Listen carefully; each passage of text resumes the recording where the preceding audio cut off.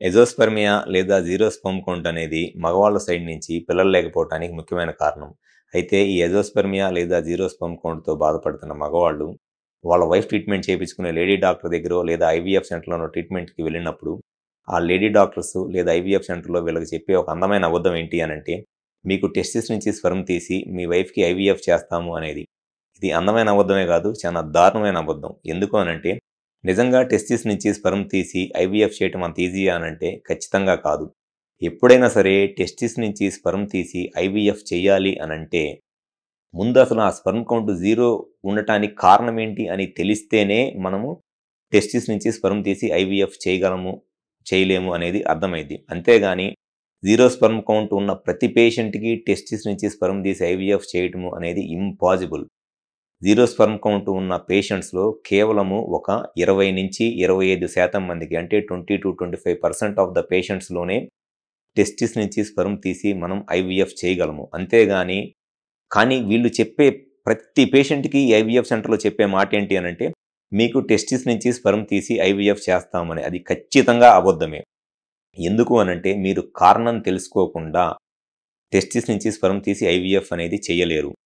Testis నుంచి sperm బయటకొచ్చే దారిలో black ఉన్నప్పుడు మాత్రమే టెస్టిస్ నుంచి స్పెర్మ్ తీసి ఐవీఎఫ్ చేయటం అనేది ఈజీ అయ్యిద్ది. అంతేకాని టెస్టిస్ నుంచి స్పెర్మ్ ప్రొడక్షన్‌లోనే, అంటే టెస్టిస్ నుంచి స్పెర్మ్ పుట్టట్లేదు అనుకోండి, ఖచ్చితంగా స్పెర్మ్ తీసి ఐవీఎఫ్ చేయటము అనేది చాలా చాలా కష్టము. సో, ఎవరిలో అయితే బయటకొచ్చే దారిలో బ్లాక్ ఉంది, లేకపోతే ఎవరిలో అయితే టెస్టిస్ నుంచి స్పెర్మ్ పుట్టట్లేదు, ఈ రెండిటికి తేడా తెలియకుండా వాళ్ళు చెప్పే మాటలు నమ్మి మీరు మోసపోవద్దు. బయటికొచ్చే దారిలో బ్లాక్ ఉన్నప్పుడు కూడా చాలా సార్లు ఐవీఎఫ్ అవసరం లేదు. ఆ బ్లాక్ క్లియర్ చేస్తే మాక్సిమం న్యాచురల్‌గానే ప్రెగ్నెన్సీ ప్లాన్ చేసుకోవచ్చు. అలా కాకుండా టెస్టిస్ నుంచి స్పెర్మ్ ప్రొడక్షన్‌లోనే గనక ప్రాబ్లమ్ ఉంది అనుకోండి, అంటే టెస్టిస్ నుంచి స్పెర్మ్ పుట్టట్లేదు అనుకోండి, అప్పుడు కూడా వాళ్ళు చెప్పినట్లు టీసా చేస్తే మట్టికి స్పెర్మ్ అనేది దొరకదు. మైక్రో టీసీ చేస్తేనే టెస్టిస్ నుంచి మనము స్పెర్మ్ రిట్రీవ్ చేయగలము. అది కూడా 20-25% ఛాన్స్ ఉంటాయి. కానీ వీళ్ళు వచ్చే ప్రతి పేషెంట్‌కి చెప్పే మాట ఏంటి అనంటే, మీకు టెస్టిస్ నుంచి స్పెర్మ్ తీసి ఐవీఎఫ్ చేస్తాము. టెస్టిస్ నుంచి స్పెర్మ్ తీసి ఐవీఎఫ్ చేస్తామని. మైక్రో టీసీ అనంటే టెస్టిస్‌ని ఓపెన్ చేసి మైక్రోస్కోప్‌లో చూసుకుంటా దాని లోపల ఏదైనా హెల్తీ ట్యూబ్యూల్స్ ఏమైనా ఉన్నాయేమో చెక్ చేసుకొని, ఆ హెల్తీ ట్యూబ్యూల్స్‌ని మనం తీసి స్పెర్మ్ ఉందో లేదో చెక్ చేసుకున్నప్పుడే ఐవీఎఫ్ చేయగలము. సో, దానికి కావాల్సింది ఆపరేటివ్ మైక్రోస్కోప్ కావాలి. అండ్ దానికి చాలా ట్రైనింగ్ కూడా కావాలి. నాకు తెలిసి ఆంధ్రప్రదేశ్, తెలంగాణలో ఏ ఐవీఎఫ్ సెంటర్‌లో కూడా మైక్రోస్కోప్ లేదు.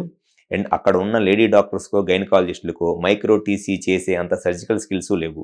వాళ్ళు చేసేది ఏంటి అనంటే, జస్ట్ ఇది టెస్టిస్ అనుకోండి, దీని నుంచి ఒక నీడిల్ వేసి ఒక 2 సార్లు ఒక చిన్న పీస్ తీసుకొని, మీకు స్పెర్మ్ లేదు, డోనార్ స్పెర్మ్‌తో ఐవీఎఫ్ ఏమైనా చేయమంటారా అనేది చెప్తారు.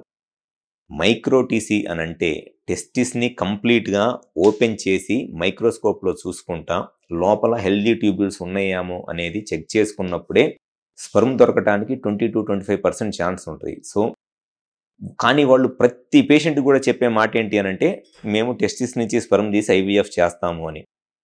వాళ్ళు చెప్పే మాట ఖచ్చితంగా అబద్ధం. 100కి 100% అబద్ధమే. జస్ట్ మిమ్మల్ని ఐవీఎఫ్‌కి కమిట్ చేపియటానికి వాళ్ళు చెప్పే మాట అది. సో, ఎవరైతే ఈ ఎజోస్పెర్మియా లేదా జీరో స్పెర్మ్ కౌంట్‌తో బాధపడుతున్న మగవాళ్ళు ఉన్నారో, మీకు అసలు మీ జీరో స్పెర్మ్ కౌంట్‌కి రీజన్ ఏంటి అనేది ఫస్ట్ తెలుసుకోండి. దాని తర్వాతే మీరు నెక్స్ట్ ప్రాసెస్ ఏంటి అనేది మీరు చూసుకోండి. అంతేగాని ఏదో లేడీ డాక్టర్ చెప్పినట్లు టెస్టిస్ నుంచి తీసి ఐవీఎఫ్ చేస్తాము అనంటే అది ఖచ్చితంగా అబద్ధం. దాంతో మీకు డబ్బులు వేస్ట్, టైం వేస్ట్ మాత్రమే. ఎవరైతే ఈ ఎజోస్పెర్మియా లేదా జీరో స్పెర్మ్ కౌంట్‌తో బాధపడుతున్నారో, మీరు గనక ఒక బెస్ట్ సొల్యూషన్ కావాలి, మీ జీరో స్పెర్మ్ కౌంట్ రీజన్ తెలుసుకోవాలి అనంటే ఒక ఆండ్రాలజిస్ట్‌ని కన్సల్ట్ అవ్వండి. Thank you.